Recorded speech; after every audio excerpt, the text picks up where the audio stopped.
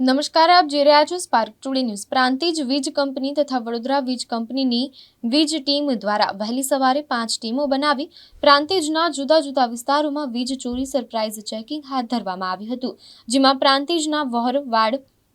હજામચોરા, હુમરકુવા, લાલ દરવાજા, તપોધનવાસ સહિતના વિસ્તારોમાં વીજ ચોરીની ચેકિંગ હાથ ધરવામાં આવી હતી, જેમાં પ્રાંતિજના વહોરવાડ વિસ્તારમાંથી એક કોમર્શિયલ વીજ ચોરી ઝડપી પાડી હતી, જેમાં 1 લાખનો દંડ આપવામાં આવ્યો હતો। તો ઉલ્લેખનીય છે કે 2 દિવસ અગાઉ પણ પ્રાંતિજના વહોરવાડ વિસ્તારમાં વીજ ચેકિંગ હાથ ધરવામાં આવ્યું હતું, જેમાં આ જ વ્યક્તિના ઘરેથી વીજ ચોરી ઝડપાઈ હતી, જેમાં વીજ કંપની દ્વારા 1.5 લાખ રૂપિયાનો દંડ ફટકારવામાં આવ્યો હતો। તો ઘર અને દુકાન ઉપર વીજ ચોરી કરતા વીજ કંપનીના ચેકિંગ દરમિયાન